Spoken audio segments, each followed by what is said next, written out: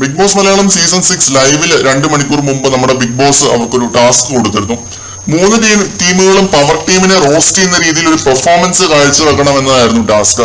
Next ടീമിന്റെ performance ഒരു അലമ്പ് മോഡായിരുന്നു. സിജോയും ശരണ്യയും തകർത്ത് വാരിയെങ്കിലും വേറുള്ള എല്ലാവരും നല്ല ഓവറായിരുന്നു. ലാലേട്ടനായിട്ടാണ് സിജോ വന്നത്. സിജോ കണക്കിന് കൊടുത്തു പവർ ടീമിന്. മോനെ ഗബ്രി, മോന്റെ നാക്കൊന്ന് നീട്ടിക്ക്, തിങ്കൾ മുതൽ വെള്ളി വരെ ഇത് അനക്കരുത് കേട്ടോ, അതൊക്കെ കിടുവായിരുന്നു. സിജോ നൈസായിട്ട് ചെയ്തു. ശരണ്യ ജാൻമണിയുടെ റോൾ പ്ലേ ആണ് ചെയ്തത്. മൊത്തത്തിൽ ഒരു അലമ്പമായതുകൊണ്ട് ഡയലോഗ് ഒന്നും കേൾക്കാൻ പറ്റുന്നുണ്ടായിരുന്നില്ല. അതായിരുന്നു നെക്സ്റ്റ് ടീമിന്റെ പെർഫോമൻസ്. തകർത്ത് വാരിയത് രണ്ടാമതായിട്ട് പെർഫോം ചെയ്ത ഡെൻ ടീമാണ്. അൻസിബയും റോക്കിയും അർജുനും മുടിയനും എല്ലാവരും ഒരേപോലെ. ഇവർ ഈ ഡെൻ ടീമിന്റെ ടീം സ്പിരിറ്റ് ഒരു ടീമിനും ഇല്ല എന്ന് എനിക്ക് പലപ്പോഴായിട്ട് ഫീൽ ചെയ്തിട്ടുണ്ട്. ആ ഒരു പൊളിച്ച ചമ്മന്തി ജോക്കൊക്കെ പൊളി സാധനമായിരുന്നു. പിന്നെ അൻസിബ ജാസ്മിനായിട്ട് അങ്ങ് ആറാടുകയായിരുന്നു. പക്ഷെ ആറാടിയതിനുള്ളത് അത് ലാസ്റ്റ് ഞാൻ പറയാം. ഗ്രൂപ്പായിട്ട് നിന്ന് പെർഫോം ചെയ്ത് തകർക്കാൻ ഇവരെ കഴിഞ്ഞേ ഉള്ളൂ. വേറൊരു ടീം ഇവരെ കഴിഞ്ഞേ ഉള്ളൂ. കഴിഞ്ഞ ദിവസത്തെ മാർക്കപ്പിനും കൊള്ളസംഘവും എന്ന നാടകം മാത്രം മതി ഇവരുടെ റേഞ്ച് മനസ്സിലാക്കാൻ. ഇന്നത്തെ ഫ്യൂസ് പോയ ബൾബുകൾ പൊളിച്ചടുക്കി. പക്ഷെ ഒരിക്കലും മാർക്കപ്പിന്റെയും സിംഗറാണിയുടെയും പുലിപ്പാലിന്റെയും 7 ഇലക്കത്ത് വെക്കാൻ പറ്റിയ ഐറ്റം അല്ലായിരുന്നു ഇത്. അങ്ങനെ നോക്കിയാൽ ശരിക്കും പൊളിച്ചടിക്കുന്ന മല്ലയുടെ ടീമാണ്, ജിൻഡോയുടെ ടീം. 3 പേരേ ഉള്ളൂ എന്നതുകൊണ്ട് തന്നെ ഒരു ഭീകര കോർഡിനേഷൻ ഉള്ളതുപോലെ എനിക്ക് തോന്നി. ജിൻഡൊക്കെ ചിരിപ്പിച്ചൊരു വഴിയാക്കി. പ്രത്യേകിച്ച് ആദ്യം പറയുന്ന ആ ഒരു ഡയലോഗും പിന്നെ സൗണ്ട് മോഡുലേഷനും എല്ലാം 3 പേരും നൈസായിരുന്നു. പക്ഷെ ഇവർക്ക് കിട്ടിയത് സെക്കൻഡ് പ്രൈസ് ആയിപ്പോയി. നെക്സ്റ്റ് ടീമാണ് ഈ ഒരു ടാസ്കിൽ ജയിച്ചത്. Tunnel team 3rd prize. അത് പറഞ്ഞ പാടെ പറയാത്ത പാടെ മറ്റേ പള്ളിപ്പെരുന്നാളിന്റെ ഇടയ്ക്ക് ഇടി എന്ന് പറയുന്ന പോലെ റോക്കി ബായ് ചൂടാവുന്നുണ്ട്.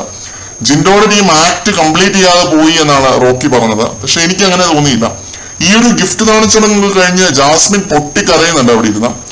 ഭീകരമായിട്ട് ഇമോഷണൽ ആവുന്നുണ്ട്. ഞാൻ വീണ്ടും പറയുന്നു, Jasmine is not fit for the game. ഇത്രയും ഇമോഷണലി ഡൗൺ ആയിട്ട് ഒരാൾക്ക് അവിടെ നിൽക്കാൻ പറ്റില്ല. വീട്ടിൽ പോയി ഫാമിലിയുടെ കൂടെ നിൽക്കേണ്ട ടൈമിൽ അത് ചെയ്യുകയാണ് വേണ്ടത്. അല്ലാതെ അതിനകത്ത് അള്ളിപ്പിടിച്ചിരുന്നിട്ട് കാര്യമില്ല. ഇത്രയും ഡൗൺ ആയിട്ടും ബിഗ് ബോസ് എന്താണ് ജാസ്മിനോട് പുറത്തേക്ക് പോകാൻ പറയാത്തത് എന്ന് എനിക്ക് മനസ്സിലാവുന്നില്ല. ഇന്ന് ആ ഒരു വാർത്ത കേട്ടതിന് ശേഷം ജാസ്മിന് വയ്യ, സത്യം പറഞ്ഞാൽ ആകെ വയ്യാതിരിക്കുകയായിരുന്നു. അത് ലൈവ് കണ്ടവർക്ക് എല്ലാവർക്കും മനസ്സിലായ ഒരു കാര്യമാണ്. അതും ഇതിലെ ഒരു പോയിന്റ് ആണ്. പക്ഷെ അൻസിബയുടെ ആ ഒരു ആക്ട് ജാസ്മിനെ പ്രോപ്പർ ആയിട്ട് തന്നെ ഇമിറ്റേറ്റ് ചെയ്ത് തകർത്ത് അഭിനയിക്കുകയും ചെയ്തു. അത് സത്യമാണ്. പക്ഷെ ജാസ്മിൻ ഇത്രയും ഡൗൺ ആയിട്ടിരിക്കുന്ന ടൈമിൽ ജാസ്മിനെ റോസ്റ്റ് ചെയ്യുന്നത് വേറുള്ള ടീമുകളെല്ലാം മാറ്റി വെച്ചിരുന്ന ഒരു കാര്യമാണ്. വേറുള്ളവരെയാണ് കൂടുതലായിട്ട് ഫോക്കസ് ചെയ്തത് പവർ ടീമിലുള്ളവരില്ല. പക്ഷെ റോക്കിയുടെയും അതേപോലെ തന്നെ നമ്മുടെ മുടിയനും അൻസിബയ്ക്കും ഒക്കെ ഉള്ള ജാസ്മിനോടുള്ള ആ ഒരു ഗ്രഡ്ജ് കാരണം അവര് മനഃപൂർവ്വം അല്ലെങ്കിൽ കൂടി ഇമിറ്റേറ്റ് ചെയ്തു ജാസ്മിനെ. അല്ലെങ്കിൽ ഈ ഒരു ജാസ്മിന്റെ ഈ ഒരു ഇഷ്യൂ ഒന്നും അറിയാതെയാണ് ഇവർ ഇമിറ്റേറ്റ് ചെയ്തതെന്ന് തോന്നുന്നു ജാസ്മിനെ. അത് ഒഴിവാക്കാമായിരുന്നു എന്ന് എനിക്ക് ഫീൽ ചെയ്തു. ശവത്തെ കുത്തുന്ന മാതിരി ഒരു പരിപാടി ആയിപ്പോയി ഇവര് കാണിച്ചത്. അതുകൊണ്ടും കൂടിയാണ് ജാസ്മിൻ അത്രയും പൊട്ടിക്കരഞ്ഞ് റിയാക്ട് ചെയ്തത്. പക്ഷെ ഈ ഒരു ഗെയിമും ഈ ഒരു ഷോയും ഇങ്ങനെയാണ്. ഇതിനെ സ്ട്രക്ചർ ചെയ്തിരിക്കുന്നത് ഈ ഒരു രീതിയിലാണ്. ഇപ്പൊ ഇന്നത്തെ ജാസ്മിന്റെ ഈ ഒരു ഇഷ്യൂ ഒക്കെ കാരണം ബിഗ് ബോസിന് ഈ ഒരു ടാസ്കേ കൊടുക്കാതിരിക്കാമായിരുന്നു. പക്ഷെ ബിഗ് ബോസ് അത് ചെയ്തില്ല. ബിഗ് ബോസ് കൊടുത്തു. അതുകൊണ്ട് നമുക്ക് ആരെയും ഈ ഒരു വിഷയത്തിൽ കുറ്റം പറയാൻ പറ്റില്ല. പക്ഷെ എനിക്ക് ശരിക്കും ഫീൽ ചെയ്യാൻ പറ്റുന്നത് ഗബ്രീനെയാണ്. പുള്ളി ആകെ തകർന്നു പോയി. വേറുള്ളവരുടെ ഒരു വിഷമം നമ്മുടെയും കൂടി വിഷമമാക്കുക എന്ന് പറയുന്നത് അതൊരു ക്വാളിറ്റിയാണ്.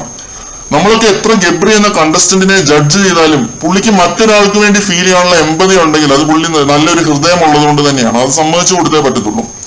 വേറൊരാളുടെ വിഷമത്തിൽ പങ്കുചേരുക എന്നൊക്കെ പറയുന്നത് അത് എന്നെ സംബന്ധിച്ചിടത്തോളം വലിയൊരു കാര്യം തന്നെയാണ്.